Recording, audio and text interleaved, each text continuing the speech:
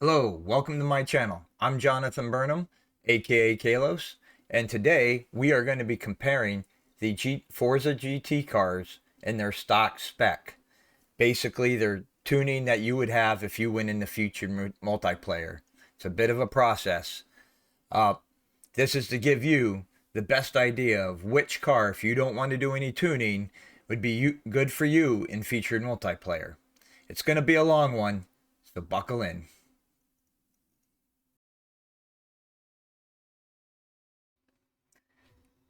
Well, hello, here we are on Forza Motorsport. I went through every single car in the Forza GT class. It's a bit of a process to actually be able to test these cars as you would use them in featured multiplayer, because you might not be sure the exact build that is for each car. And not only that, the actual tune is slightly different usually as well compared to featured multiplayer and what you might from just buying the car.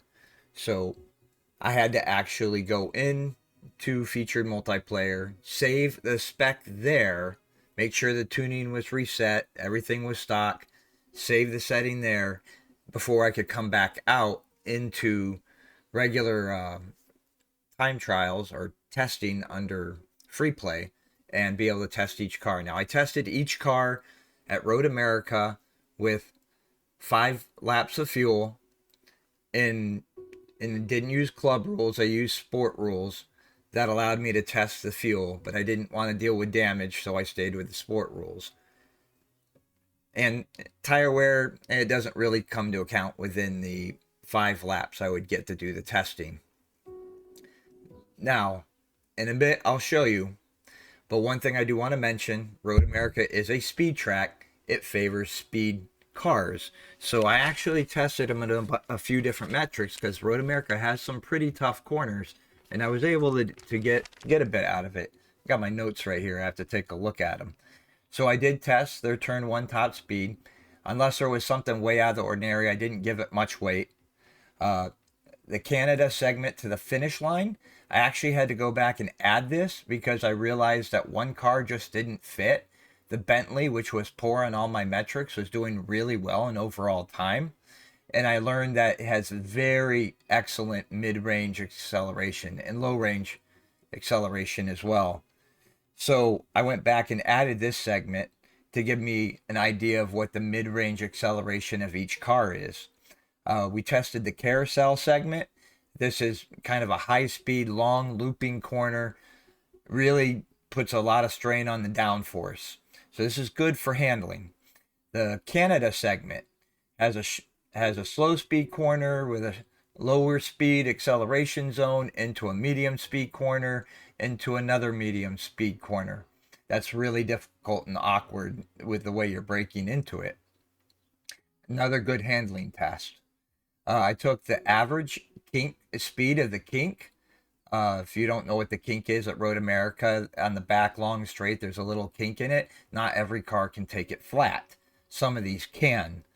Makes high speed, quick, downforce type level ability to turn at high speeds and make a corner with stability. So we tested that. And then finally I tested from the carousel to Canada, carousel segment to the Canada segment. This is mostly high speed, but it throws that kink in there, which slows a lot of the cars down. It'll give you a good read on the combination of mid-range acceleration, high-speed handling through the kink, and high-speed acceleration coming out of the kink. Give me some pretty interesting results. So those are the different tests. I do include the overall time for Road America, but as you'll see in my rankings, I don't put a whole lot of weight in it. Now, if you've gotten through all that, I put timestamps in this. You can skip around, see your favorite car, skip straight to the end to see my overall rankings. But if you want to be nerdy, kind of go through this with me. And I'll go over each car as I ran each lap and some of the strengths and weaknesses of each car. So next, if you want to skip this next part, I'm going to go over how to actually get a saved tune for the spec car so you can do testing on your own. Even if you don't want to do tuning, you might want to go in the free play and actually test the car as you would play it in multiplayer without having to go into a practice session. So I'll show you that next. If you don't want to see that, skip to it and we'll go straight to the cars. All right, for those of you who want to know how to actually get the featured multiplayer build and spec tune, I'm going to show you how. It's an annoying process. First things first, we need to make sure, hold on a sec, there we go. First, we need to make sure that we go into our cars and that we actually own the car we want. So here, I'll just go to buy cars real quick. And then I'll go to division, go over here to Forza GT. If it's highlighted like that, you own the car. You cannot save the spec, stock, and build if you do not own the car. You can't do anything to it if you just rent it when you go in the multiplayer. So make sure you buy the car. Next, you're going to need to level the car. Whether you do that in free play, in rivals, it's really up to you. You can drive the spec car in multiplayer as it is until you get high enough level to actually save the spec. That's one way to do it. Since we're just driving the spec cars anyways, you'll find out from here. But if you want to be able to test it, you need to level up the car. Some need 4 levels, some need 5, 11, 12. I think 12 levels might be the most you need. It used to be one of them you needed 20 for weight reduction, but I believe that you can get that at level 12 now. So you might be leveling the car up for a bit in order to save the spec stock. So how do we save the spec stock? All right, we own the car. It configures it for us. You're going to need to go into featured multiplayer, go into Forza GT, find a race that is not about to start. Give yourself some time.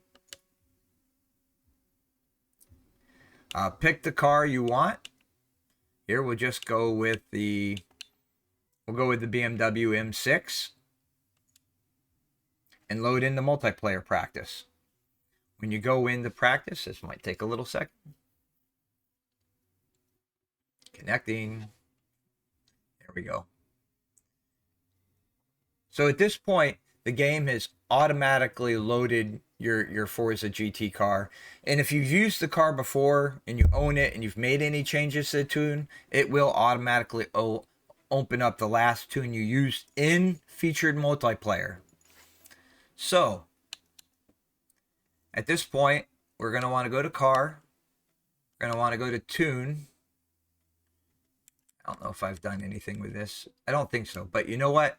Go to reset tuning settings. Make sure you've reset it. From here, you're going to go to save. And you're going to save the tune. If you have enough car points, it will allow you to save the tune. If you're in high enough level for the parts, it will allow you to save it.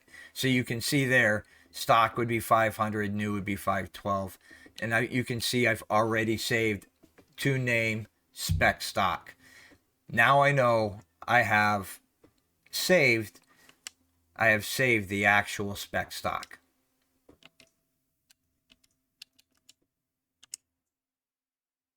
And now we're going to leave. Might take a second. Might cut this out. Might not.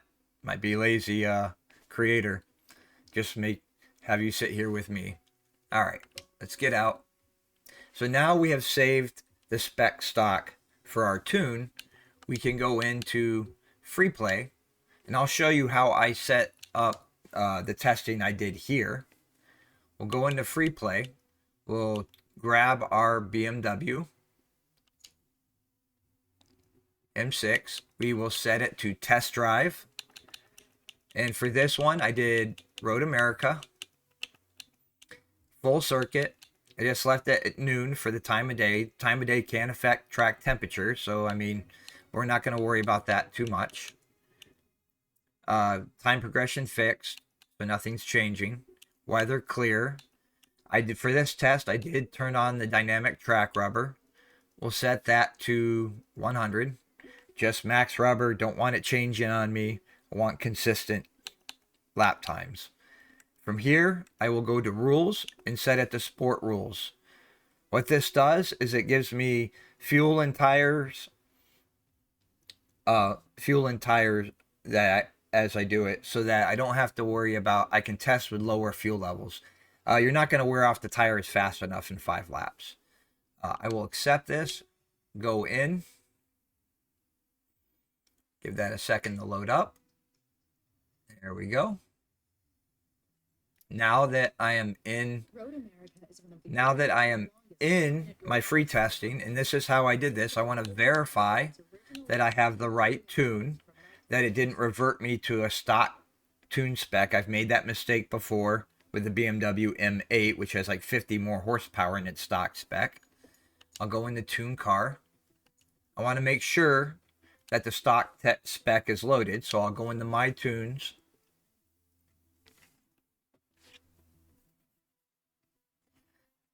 I'll go into my tunes, and I will make sure to select my spec stock tune and load that. Now I can do all my testing with the same car I would be given if I went into featured multiplayer. From here, for this testing, I set the fuel load to 5 laps. So I'll go here till it says 5 laps. You see, click from 4 to 5 laps, and I give one more click. And then I make sure to set the soft. Make sure you do the fuel and tires if you want to recreate my testing after you've loaded the tune. If you do it before you've loaded the tune, it'll reset it back to 100% fuel load and medium tires. So there you have it. That is how I did set up my testing. Bit of a process, bit of a pain in the butt, but that's how I got there. Also, before we move on, as a side note, I find that the base tunes are all over the place. Some are really bad, some are pretty good. The problem is, most of them are understeery, almost all the way across the board, except for maybe the Audi. But the biggest thing is you can gain a lot of time with tunes, and the cars with bad tunes will gain more than others. Just for instance, like I could do a potential 2057 in this test with the stock Ford GT LM spec stock. If I tune that car, I've gotten down to 204.5. I've tried that with other cars. I actually knocked one of the worst cars on here. I knocked 2.5 seconds off. From like 207.7 to like 205.4. 2.3 seconds off of it. Some of the cars have more tuning potential than others. One car, which you probably figured out, is already pretty dang fast, and I managed to gain half a second on it for the top car in here, but I don't know if there's a whole lot more time to be gained with that car, tuning wise, compared to say a KTM Crossbow, which is so much understeer it's ridiculous. So that's for another video. All right, let's get into the cars. All right, here we are with the 2015 911 Porsche, or Porsche 911 RSR. This car is the bottom of my list, not just because it had the slowest time at Road America, but because, oh my goodness, this car is an absolute handful to drive. It took me quite a few tries to get a good lap on this car. It wants to kill you. I don't know how to, if you like it, but it behaves very much like a Porsche. If you like that, this might be the car for you, but really there are 2 other Porsches that are much better options than this car. It's just unstable in quick cornering, low to medium, high, sensitive to the body being unsettled. It's rough, and it's not very fast. It was very good through the carousel, so there is handling potential there if you're a good tuner to get this car into shape. But honestly, the 2017 Porsche RSR is a much better option, and the 2018 Porsche 911 GT3, both way better options than this car. I would not recommend this. it did get through the carousel very well, and that's pretty much the only thing it did really well with. I had a real hard time with the cornering just because it would not, it just was so unstable, it was hard to control. You do shift to 8,800 RPMs in this car, not necessarily at the red line to stay in your best power band, but really there's not a whole lot else to say about this car. I'll let this lap finish up and throw up a few, throw up the specs and all how this car performed in each of the categories that I talked about earlier. Yeah, let's move on to the next car as soon as we can, shall we?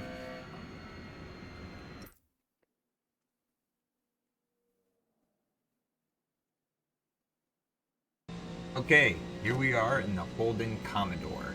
This is a touring car, of which there are 3. They all have the same engine, and you all rev them out to about 7,700 RPMs. Though if you hit the rumble strips where you're high RPMs, it will cause it to really bounce, and you'll lose acceleration. These cars are a handful. Out of the box, they are very understeery. But on top of that, they light up the rears in low gears. So they're not particularly stable. Their grip levels tend to be a little lower, especially the Holden. The Holden has a ton of understeer, but they are very fast in a straight line. The Holden and the Ford Falcon both had like the second and third top times in terms of speed by turn 1. So yes, it is very fast in a straight line, but they can be quite a handful, especially at low speeds to handle. And then at higher speeds, with its higher center of gravity, it doesn't tend to be quite as stable through the corners. It does have a high clearance, so I mean it'll go over the rumble strips pretty well. But yeah, I don't recommend the touring cars in general because they are a handful, more for advanced drivers, not as bad as the 2015 911 RSR, but you got to have some real serious throttle control. It's not as bad as the stock version of the car. You do have a little more grip at the low end, but if you're not careful, you'll light up, especially in second gear on this car, you will light up the rear end, and that rear end will come flying around. You gotta have the car straightened up pretty much before you're hitting full throttle.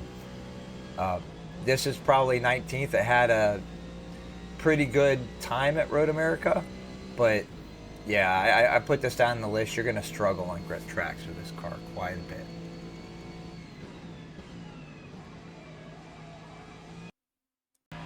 Alright, we are now in the Nissan Altima. This is another V8 supercar, not touring car.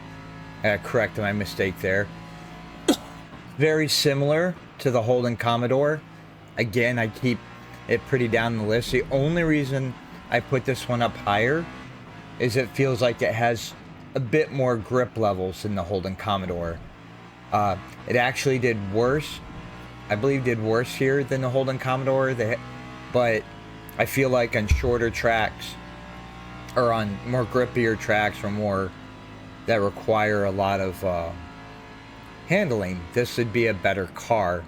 That being said, just like the Commodore, second gear will light up the rears. There's really only one choice in the V8 supercars if you have to drive one in featured multiplayer, and that's really the Ford Falcon.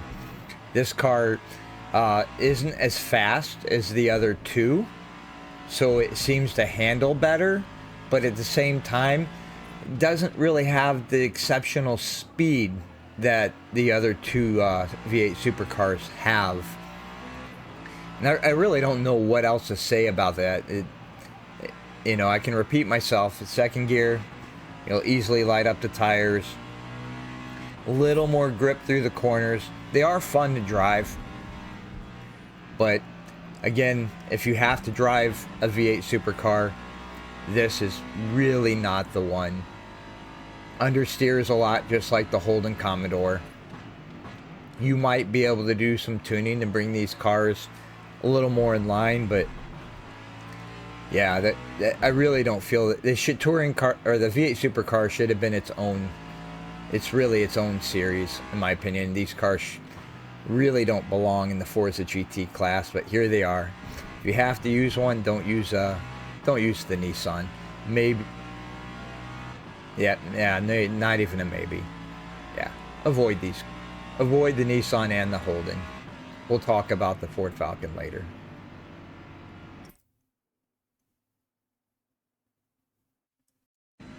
Alright, now we are on to the KTM Crossbow.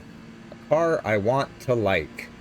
At least with the default setup, it's not happening. This car is very beginner friendly, easy to drive, but oh my goodness, the understeer is just terrible in this car.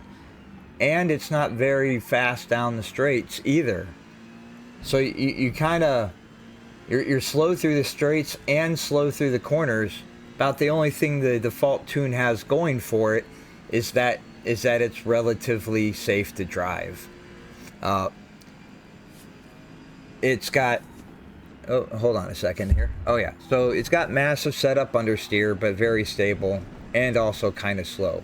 That being said, if you're a tuner and you feel relatively safe, especially around aero tuning, this car has massive potential. I literally dropped almost 2.5 seconds off the time you're going to see here through tuning on this car. It's probably one of the cars with the most tuning potential. Like, it brought it right in line with basically some of the other top tier cars. And I was still figuring out tuning. I think I can drop it even more and get it pretty closer to some of the other top tier cars. So with a bit of tuning, this car can be really good. But if you're just jumping into a stock setup, yeah, I'd really avoid this one. You're gonna find people passing you down the straights, passing you in the corners. It just doesn't have a whole lot going for it. That in the cockpit is really not useful if you're on a wheel. But if you drive, you know, on the hood or with the bumper, that, yeah, you can get away with it. But other than that, yeah, avoid this one in the stock setup. If you're minorly comfortable with tuning the aero, you can drop a lot of time off this car, and it's worth looking into.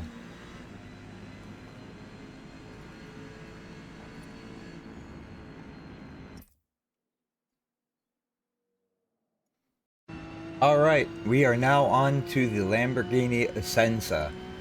As you notice, I am not in cockpit view. I am in the, I guess they'd call it driver view, or the dash view for sim racers. The reason for that is it has no rear view mirror and poor visibility, and then the arms turn over and obscure your vision when you're turning, and that's actually accentuated by the next problem. If you're on a wheel, I had to set this to a degree of rotation of 480 to really make it work. That if you want to do it in tuning, that would be a steering lock of 53. It's not a bad car to drive. Handles okay. It has a terrible launch. So if you're in a multiplayer race with the stock tune, yeah, you're gonna get left in the dust at the start. This plus its mid-range acceleration isn't that great. It does have good high-range acceleration. When we get out of Canada corner and go all the way to the not Canada, out of the carousel and go all the way to Canada, it actually performed pretty well. Decent handling, but I can't really recommend this car for racing in actual multiplayer. Maybe fun to drive, but I can't recommend the cockpit view at all. You need to use a different view. Let's see what some of my other notes. Usable first gear in corners. And it feels like it should be faster than the corners, especially the high speed ones, than I actually was able to pull off. But really not a whole lot to recommend to this car. Just intermediate drivers can use this car. It does okay. If you want a bit of a challenge, or not quite to the mid-pack of cars I would actually recommend using in multiplayer.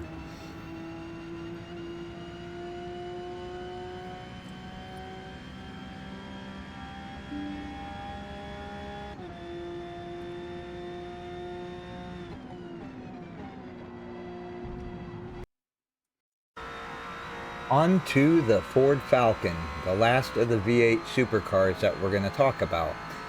This car actually did very well time-wise here at Road America.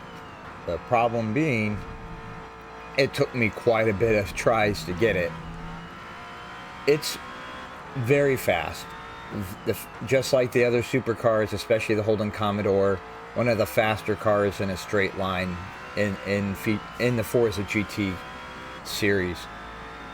That being said, it's still a V8 supercar and struggles through the corners, and you can light it up in second gear, first gear. Low gears, you're going to light up the rear tires pretty easily. This car is much better than the other V8 supercars. It's got much more rotation and relatively stable rotation at low and medium speed corners, and even on some of the higher corners, and it's not as bad in second gear as the other V8 supercars. You can see I missed the apex there by quite a mile. So I mean, here at Road America it can get a really good time, but I kept it down here at its current place in 15th just because I really just don't recommend. Again, the V8 supercars are for advanced drivers, but if you have to drive one in featured multiplayer, this is the one to drive. It's fast, relatively stable, rotates pretty well, unlike the other two. Doesn't have quite the understeer issues, and you can make something of it. Again, with some tuning, it might be a really great car to drive, but with the way but I still don't feel the V8 supercar should be in this class, and I think you're going to really struggle on some of the tighter corners, especially, or tighter courses and more technical courses like at Mid-Ohio. This car might really struggle with, you know, the undulations and how it can throw off the body. So, not really recommended, but if you have to, this is the one to go for.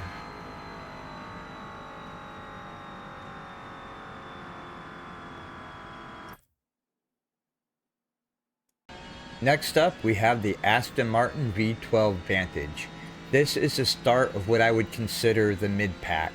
These are the cars I wouldn't necessarily recommend, but I definitely would not advise against them. If you really like one of these cars, you can do pretty consistent with these, especially the Aston Martin. It's relatively beginner friendly. It's very stable, easy to control on all faces. It is slow on the straights with the normal tune. It has some strange gearing, so fifth is super long. If you're comfortable with gearing tuning, I would recommend adjusting the tuning, especially the fifth long gear. You could definitely improve the straight line speed, especially the higher end speed when you go into fifth gear, a good bit by doing that. It's a bit slow to turn in, and it definitely has a good bit of oversteer. It's not like KTM Crossbow bad on the oversteer, or understeer. Good bit of understeer, but you definitely feel it in this car in that it's holding it back. Like, you feel like this should be a really good handling car, and with the stock tune, it just really isn't, especially on the high speed corners. It just can't hold them. It understeers way too much. Pretty stable on the curbs. Definitely a car I could recommend using, and if you have any bit of tuning, I definitely was able to shave quite a bit of time off on this car through some aero tuning and some gearing changes. Other than that, it has a really great cockpit view. The only issue I had with it is that the rear view mirror is a bit high. Have to pull the field of view back a little bit in order to get it to work quite right. But Aston Martin V8 Vantage, underpowered, but pretty good car.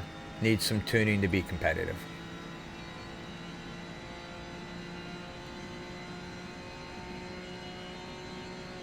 the Chevrolet Corvette C7R.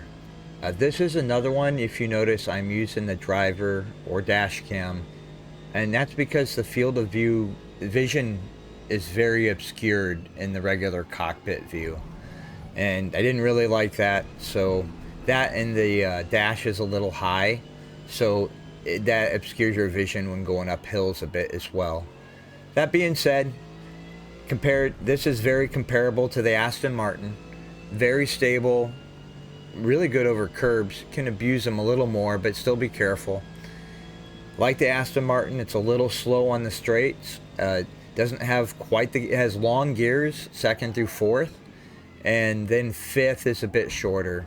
I think I had set shift at 7,800, second through fourth, and into fifth, fourth to fifth, you shift at 7,600.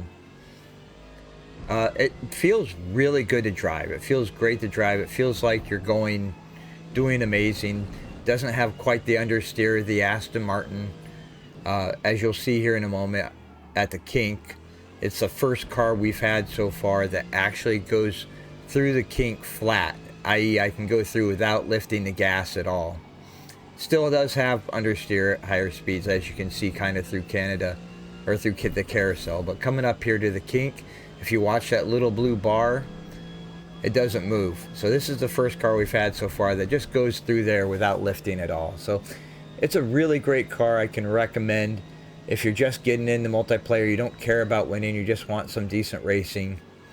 This is definitely a good one to drive.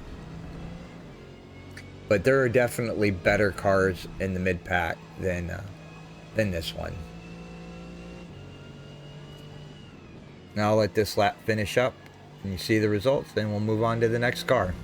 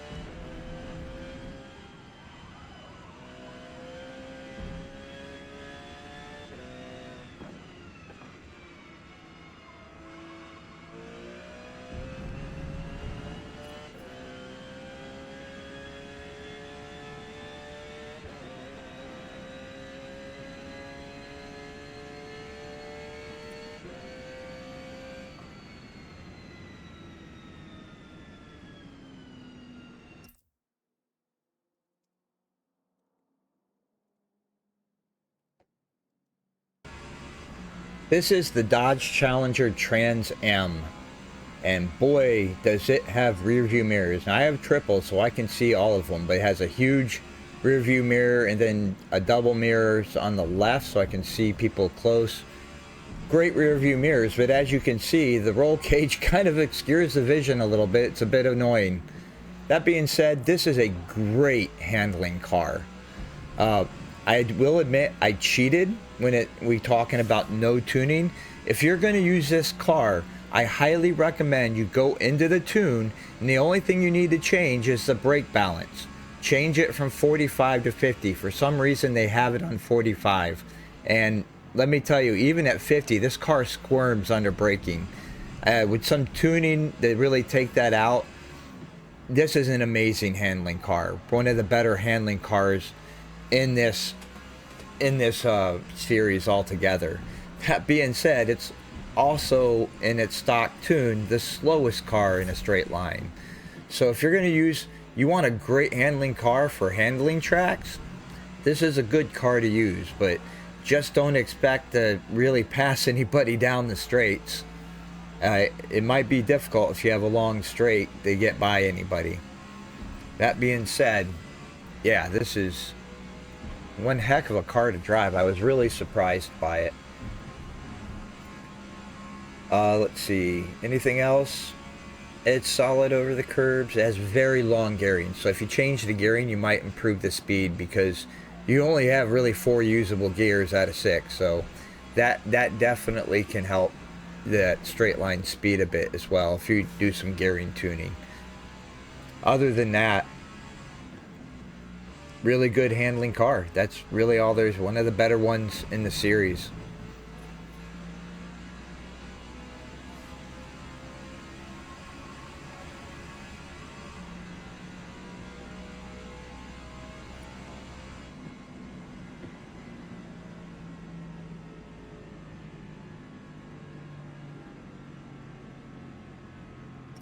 Now we are on to the Ferrari 488 Challenge, and this is an interesting car.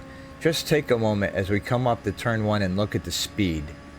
176 miles per hour before we turned in for turn 1, and that is this car. It is really fast. The stock tune is really fast in a straight line. Just in general, even with tuning, this car is really fast. If you put all the aero on, it still does 170 miles an hour to turn 1.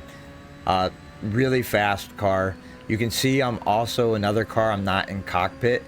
In the cockpit view, the steering wheel really sticks up over the dash and kind of obscures view a little bit and was annoying. So again, I'm in the driver cam or the dash cam.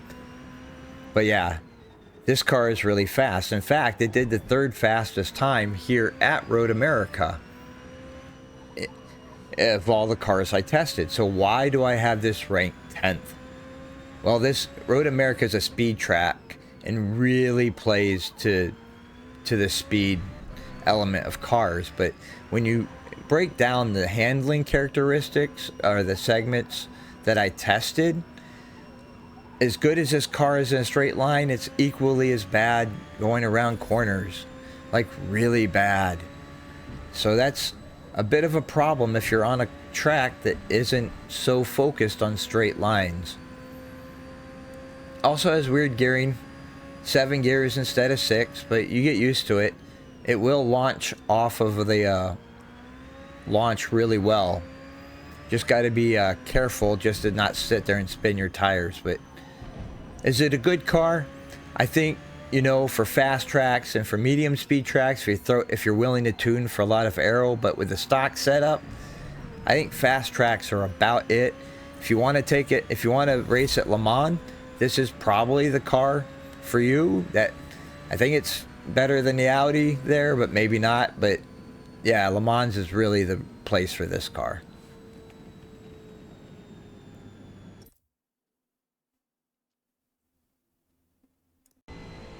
And here we have the Bentley Continental GT3, where I am driving on the right side of the car instead of the left.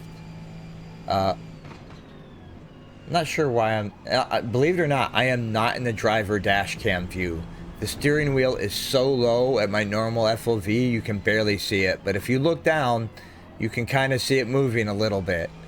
This car was an enigma to me, and one of the reasons I added the Canada segment to finish test. And it was because, like, by all metrics, it should have been in the bottom half, yet was still finishing, yet still had, what was it overall, still had the 7th best time overall, despite the fact in the handling and in the top speed, it was all in the lower half of the segment. What this car really does have is great pull at mid acceleration. It's a very beginner friendly car. Eats up curbs like it's nothing. Just glides right over them like it's just floating over the curbs. So, you know, if it's a very good car to use if you want to try it out. If you're not used to driving on the right side, then you might find it off-putting for the cockpit view. But other than that, it performs relatively admirably. It handles well, handles very stably, but about mid-pack, and pulls really hard down the straights, but it does give up on the top speed. So I put this car down at 9th, even though it had the 7th best time, because I realized it was making up a lot of time. I compared it to the Dodge Viper, and it was gaining like 1/10.5 to 2/10 down the straights on the Dodge Viper, despite the fact they have the same top speed by the end of turn 1. So that was one of the reasons I had to redo things.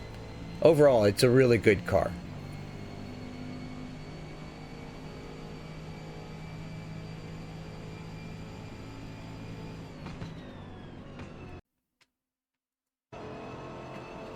Now we are onto the cars I would actually recommend that you use in featured multiplayer, and we're going to start with the Dodge Viper. It's a very good all-round car. Now if you notice, one of the first things I'm going to point out is I'm shifting really early. The power band for this car, and it's kind of hard to keep track of, is from 5,000 to 5,500. So if you go past 5,500, the power is going to drop off significantly. Do not run this car to the red band. Really kind of affects its gearing for speed. You know, but it's a great handling car that will perform well at almost any track. I think if you fix the gearing a little bit, it would actually be even faster in a straight line, and pretty good here at Road America without having to do too much in the way of tuning on this car.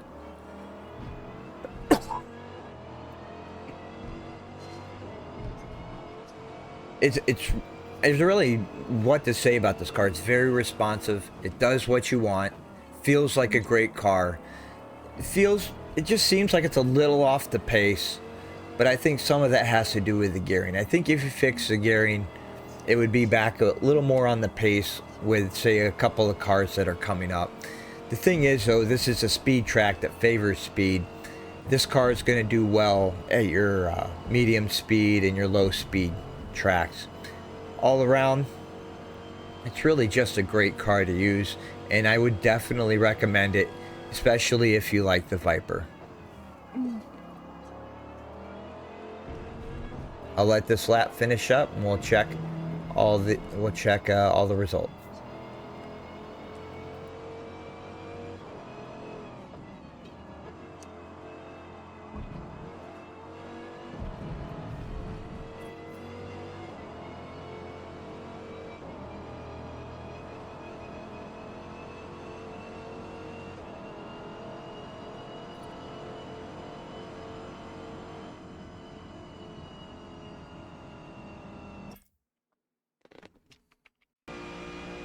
We are on to the BMW M6 LM, one of the 2 BMWs in this series.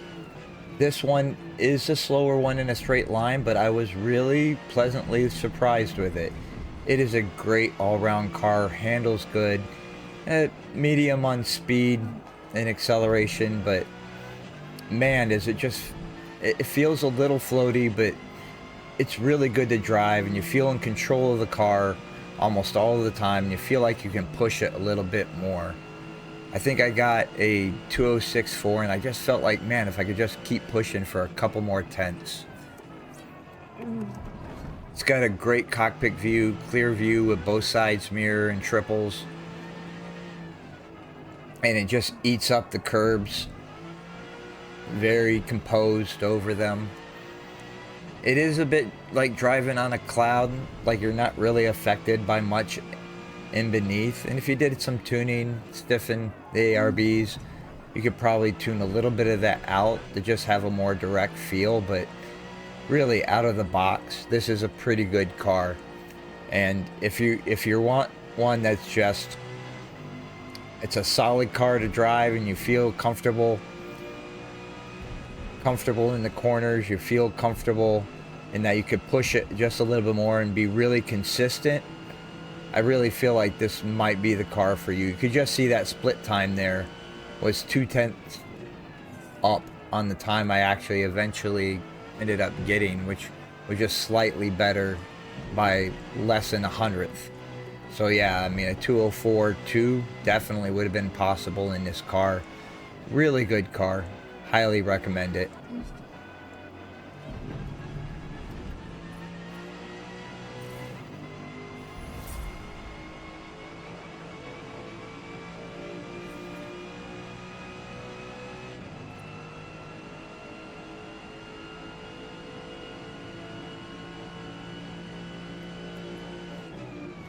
Now let's talk about what I feel for the stock tune cars is the best Porsche that you can drive. It might not be the best Porsche overall, but if you're just using the stock tunes, I feel this is the best one. The 2017 Porsche 911 RSR. Let me see, find my notes here. It behaves. It still feels a bit like a Porsche. It hasn't have it all neutered out like the 2018 911 GT3. But for the most part, it behaves like you'd expect a race car to behave. Solid on the brakes, takes the kink flat, has a nice clean cockpit. I did use the steering at 810 degrees of rotation. So if you're using it through the tune, that would be 90 on the steering lock. And the force feedback was a bit weak, so this is one of those ones I raised up to 110. But other than that, it's a really solid car.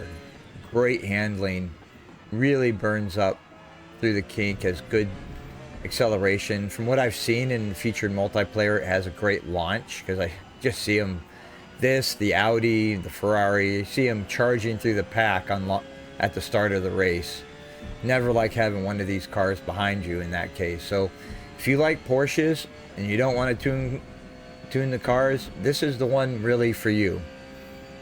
I would definitely recommend this one. I felt I didn't get the best time. I really feel that this car is competitive with not the next two cars, not the next three cars I'm going to talk about, but I'm not really a Porsche driver. And if you really love Porsches, I feel like, we'll just say the Ford GT LM and the Chevrolet Corvette, this is, if you're a Porsche driver and you're good at it, I feel this is competitive with them. It wasn't for me, but overall, this is an excellent car and the one I recommend for those who like Porsches.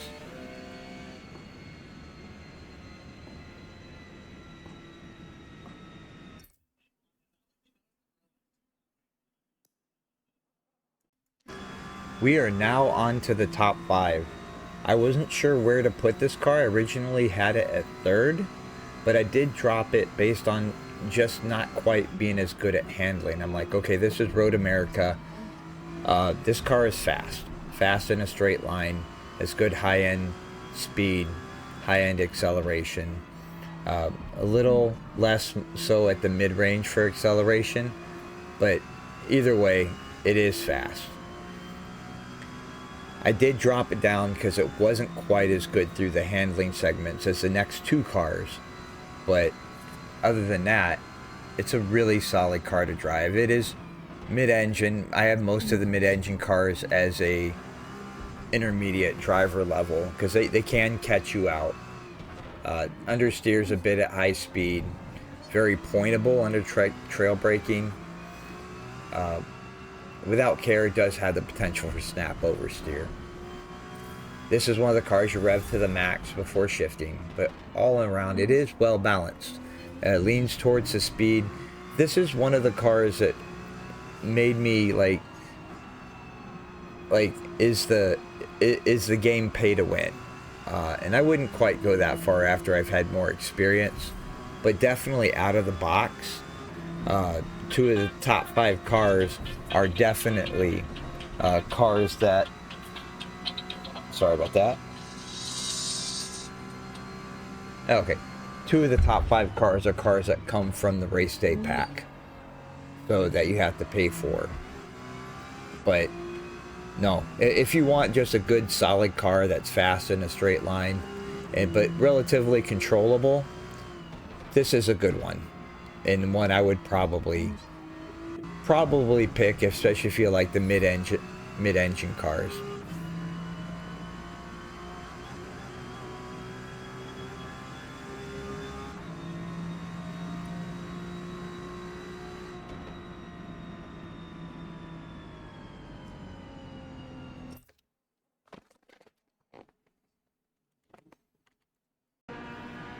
Number 4 on our list, the Chevrolet Corvette C8R.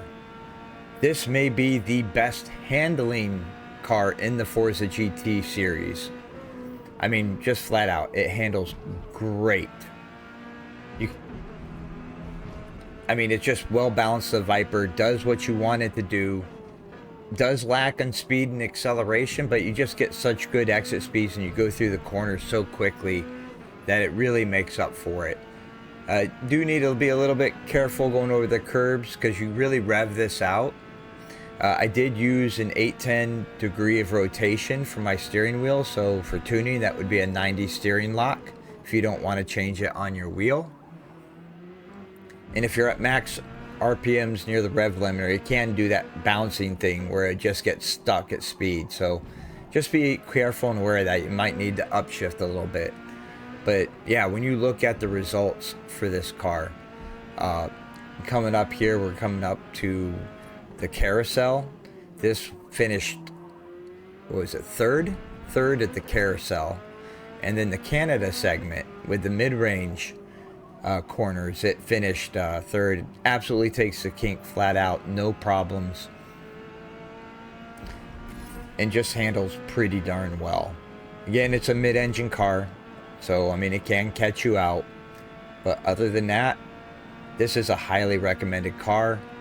If you just want a really competitive car that isn't difficult to drive, that should be competitive on almost any track, I would definitely recommend this one. It's almost at the beginner level of, I'd say almost beginner level of driving. And for a handling car, this would be your pick. We'll finish out this lap and we'll move on to the top 3.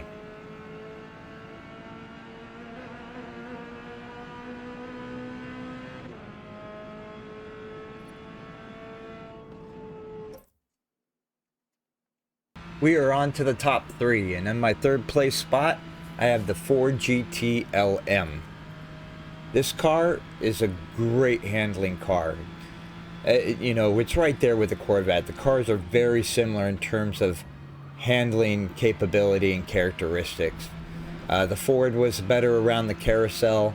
The Chevy was much better through the medium corners of Canada.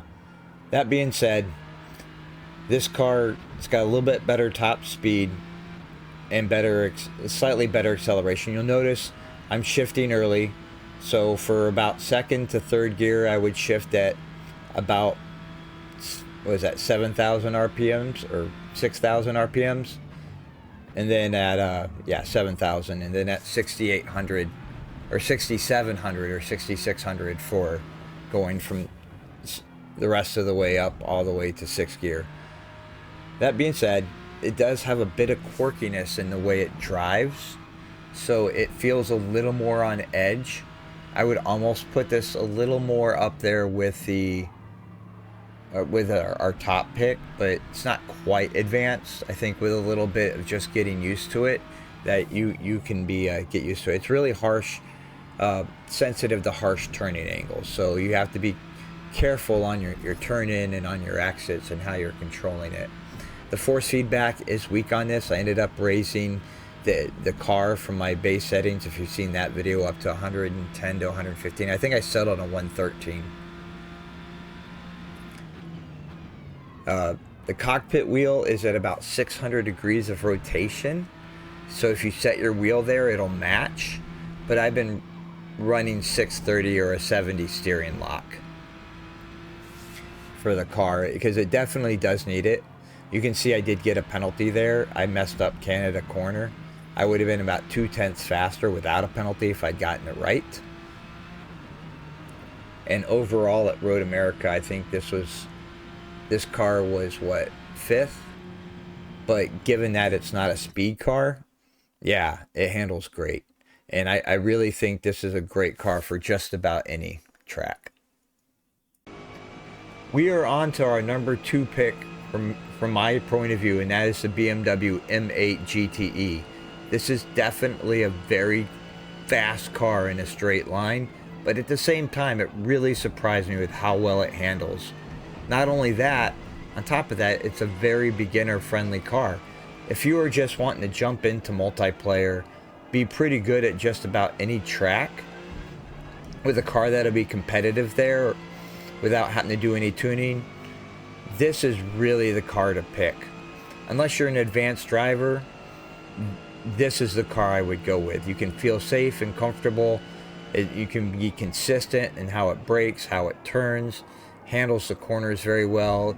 It's stable at low speeds, rides right over the curbs, and you know in a straight line you're gonna be fast. You know, get well out of the corner, and even when you have a moment like I just did there, yeah, very good car to drive. I would recommend, if you're on a steering wheel, going with a 90 steering lock or 810 degrees of rotation. It does have some just to get it to turn in a bit more, it's a little lazy on that, which is odd considering that the steering wheel, to get it to match 1-to-1, you'd have to have 1,080 degrees of steering. Weird. That being said, its shifting's a little weird. You shift at 7,300 to 7,400 RPMs, but if you're going into 5th gear, they're really long. 5th is about the most you'll get at this track. You'll want to shift up about 6,900 instead. I did find it's a bit, you can feel safe in pushing it, but it is a bit hard to master and get the corners right. So it's one of those cars you'll feel safe pushing, but at the same time have a hard time mastering. Really good car to drive, and probably just for jump in and play would be my pick.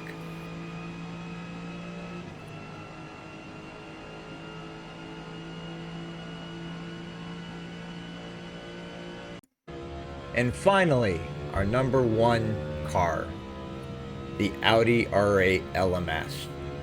And really, the combination of speed and handling is what puts this at the top, because it is near the top in both. It just really does everything well. And I also find it annoying that it's one of the race day pack cars. That being said, it is very overpowered within this series with a stock tune, but I find that playing with it, there's not quite as much room for improvement with it. There is room for improvement, but not as much room for improvement as there is with the other cars.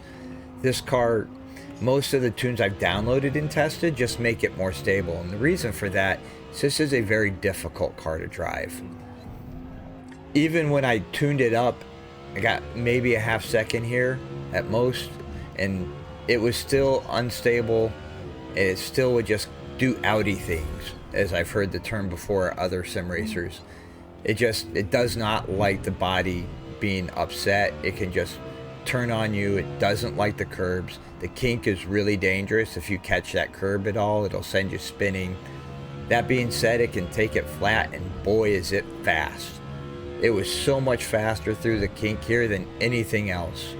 I had a 156 exit speed, which was 4 miles an hour faster than any of the other cars.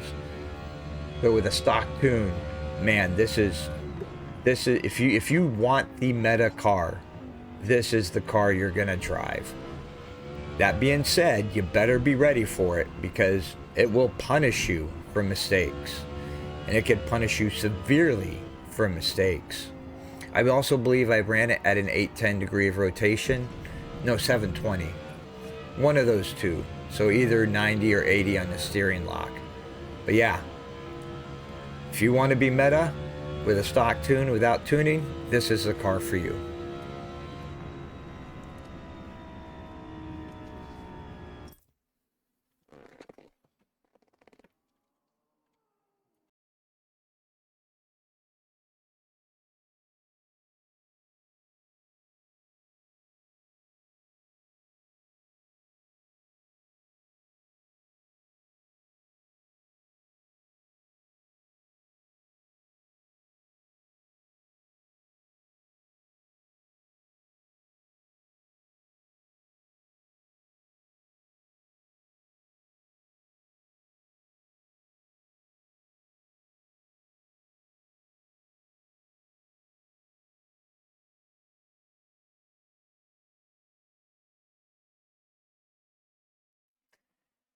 There you have it. You now have the overall rankings that I give each car, or at least what I am capable of using the stock tune in Forza GT. I've shown you how to get the actual spec stock from multiplayer and how to test it for yourself. You can see right now with the stock specs, I think the Audi is just a step level above just about everything else. But honestly, anything in the top 5 or even the top 9, you're going to be really solid with. And the Ferrari itself is probably the best at Le Mans. There's not a lot of context for these rankings, so I encourage you to kind of go back, look through, skip around, look through the cars, hear what I have to say about them, and then go give them a try for yourself. I will eventually plan on doing a video on tuning. I've learned a few things on Forza that really helped me make my cars fast. I would say I now have the ability to, like the KTM crossbow, I took 2.5 seconds off the time I set in this video on that. And I kind of understand how that works now. So I do eventually plan to do a tuning video. And I find that when you tune these cars, they tend to come a lot closer together in ability. These rankings are only based on the stock spec tunes, which are just really bad. That being said, even with tuning, I think the Audi's overpowered. Just not by as much as you might think it is looking at this video. Maybe about 15, 20 horsepower, maybe a little more weight, but they could bring that car in. And I think when you tune the other cars that they do get a lot closer. So, hope to see you again. I hope you found this video informational, and enjoy the rest of your day. Cheers.